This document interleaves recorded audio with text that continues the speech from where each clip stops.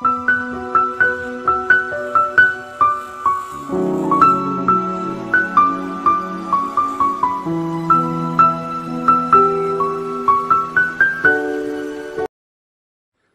Everyone, good morning সবাইকে। আমার নতুন একটা ব্লগ ভিডিওতে তোমাদের সবাইকে জানাই অনেক অনেক স্বাগত। তো আশা করি সবাই খুব ভালো আছো, সুস্থ আছো, আর আমিও খুব ভালো আছি, সুস্থ আছি।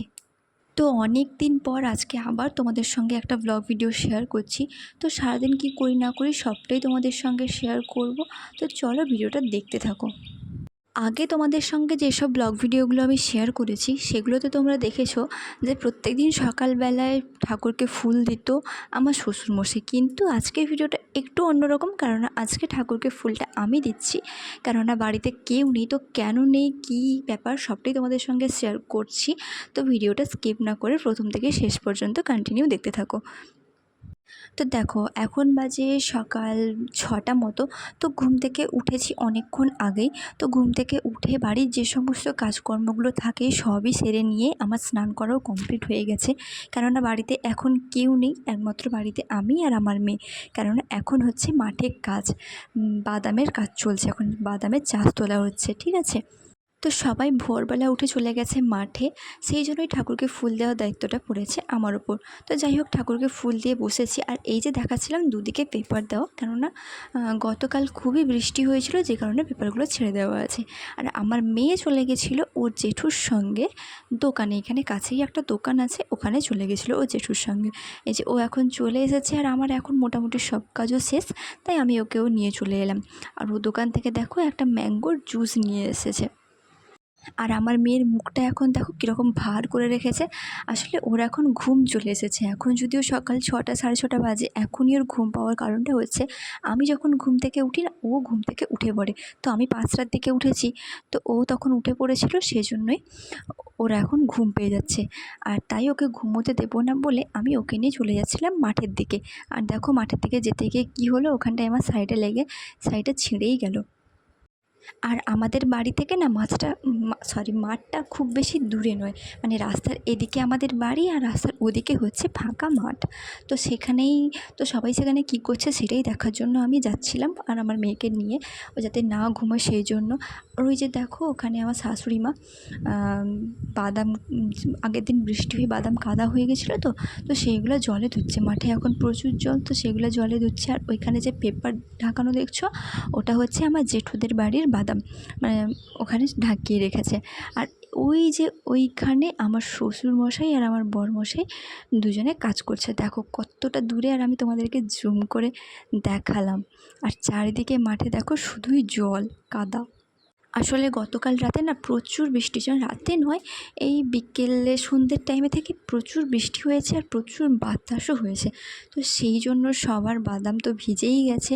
আর তোমাদের কাদের বাড়ির দিকে বৃষ্টি হয়েছে কিংবা বৃষ্টি হচ্ছে অবশ্যই কিন্তু কমেন্ট করে জানিও। তো আমি ভেবেছিলাম ওই দিকে যাব, কিন্তু কাদা দেখে আর মেয়েকে নিয়ে গেলাম না, বাড়ির দিকে ফিরে এলাম। আর এই যে বাড়িতে আসার পরে ও চলে গেল ওর পিপির কাছে। আর যেহেতু পিপির কাছে চলে গেল, তো আমি চলে গেলাম আমার কাজ করতে। রান্নাঘরে এসে আমি সকালে খেসারির ডাল ভিজিয়ে রেখেছিলাম, সেটাতেই মিক্সিতে বেটে নিয়ে পেঁয়াজ কুচি, লঙ্কা কুচি, তারপরে তোমার হলুদ, লঙ্কা, নুন, যা দরকার সব কিছুই দিয়ে দিয়েছি। আর ইতিমধ্যে আমার মেয়েকেও ছেড়ে দিয়ে গেছে। তাই ও এখন বসে ছাঁকনি আর থালা বাসন নিয়ে খেলা করছে, আর আমি ওগুলোকে ভেজে নেবো। আসলে খেসারি ডালের বড়া করব। তো চলো ভেজে নেওয়া যাক। আমার না এই ডালের বড়াটা খেতে ভীষণ ভালো লাগে। তোমাদের কাদের কাদের এই বড়াটা খেতে ভালো লাগে অবশ্যই কিন্তু জানিও। দেখো, তোমরা আবার আমাদের কড়াইটা দেখে কেউ কমেন্ট করে বলো না, তোমাদের কড়াইটা কেন এত কালো। দেখো, এটা হচ্ছে লোহার কড়াই, তো লোহার কড়াই তো একটু কালোই হবে, তাই না? লোহার রঙ তো কালোই হয়। তো অনেকেই আছে যারা জানে না, ওরা বলে উল্টোপাল্টা কমেন্ট করে যে তোমাদের কড়াইটা এত কালো কেন, এত নোংরা কেন। দেখো, এটা একদমই নোংরা নয়, আর এটা যেহেতু লোহার কড়াই সেজন্যই কালো। তো যাই হোক, আমার বড়াগুলো ভাজাও হয়ে গেছে। দেখো, আমার সঙ্গে সবসময় এরকম কাজ হতেই থাকে। তো যাই হোক, বড়াগুলো ভাজার পরে আমি চলে গেছিলাম খেতে, কেননা সকাল থেকে কিচ্ছুই খাওয়া হয়নি। তো আমি কার্টুন দেখতে দেখতে মুড়ি খাচ্ছিলাম, আর মেয়েকে নিয়ে, মানে খাওয়ার পরে মেয়েকে নিয়ে একটু বসছিলাম, তো ও ঘুমিয়ে গেছে। আর আমার শাশুড়ি মা ওই দিক থেকে আমাকে ডাক দিয়ে বললো আমার ওষুধটা দিয়ে যাও না। তাই ওকে শুইয়ে রেখে ওষুধ আর একটা জলের বোতল নিয়ে চলে গেলাম শাশুড়ি মাকে দিতে। এই যে আমি আর জলের বোতল নিয়ে বাড়ি থেকে বেরিয়ে চললাম মাঠের দিকে। এই যে দেখো ওদিকে মেয়ে ঘুমিয়ে আছে, মেয়েকে ঘুমিয়ে রেখে এসেছি তো তাই মনটা না কেমন কেমন করছে, যদি উঠে পড়ে তাহলে কী হবে। তো যাই হোক, এখানে মাঠে আসার পরে এতটাই কাদা, জুতো পরে তো যাওয়ার উপরে নেই, তাহলে মাঠে গড়াগড়ি খেয়ে যেতে হয়। তাই জুতোটা খুলে রেখে ওইখানে চলে এলাম। এই যে চলে এসেছি, মাকে ওষুধ আর জল দুটোই দিয়ে দিয়েছি, তারপরে আমি চলে যাচ্ছি বাড়ি। কেননা এবার বাড়ি গিয়ে আমাকে করতে হবে রান্নাবান্না। অলরেডি 10টা নয় 9:30 মতো বেজে গেছে। তারপর বাড়িতে ফিরে ফ্রিজ থেকে সবজি বার করে নিলাম। আসলে ফ্রিজটা না পরিষ্কার করা হয়েছিল, সেই জন্য ফ্রিজ থেকে সব জিনিস বার করে দেওয়া হয়েছে, এখন ফ্রিজে রাখা হয় না। তো যাই হোক, আমি ফ্রিজ থেকে সবজি টবজি বার করে নিয়ে চললাম সোজা রান্নাঘরে।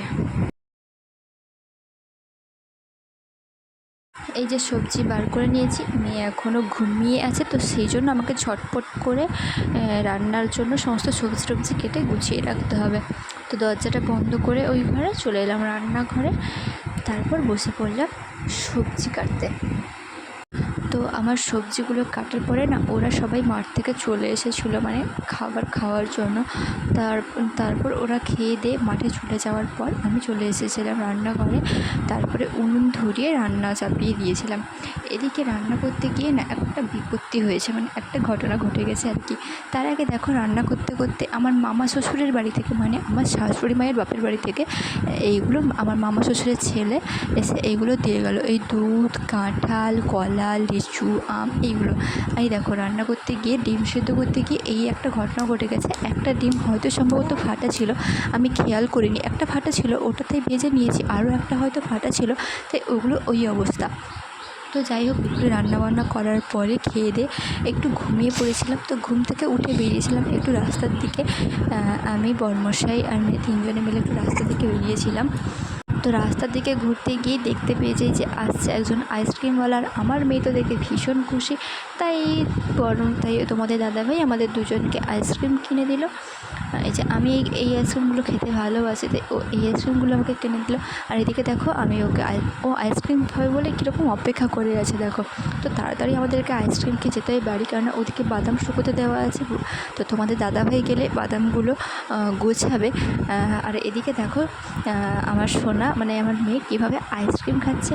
আর যেই তোমাদের দাদাভাই আমাকে একটু আইসক্রিম খাইয়ে দিচ্ছিলো, অমনি আমার মেয়ের মুখটা একবার দেখো। তো যাই হোক, আইসক্রিম টাইসক্রিম খেয়ে আমরা যাচ্ছিলাম এবার বাড়ির দিকে। তো ভিডিওটা তোমাদের কেমন লাগলো অবশ্যই কমেন্টে জানিও, আর ভালো লাগলে লাইক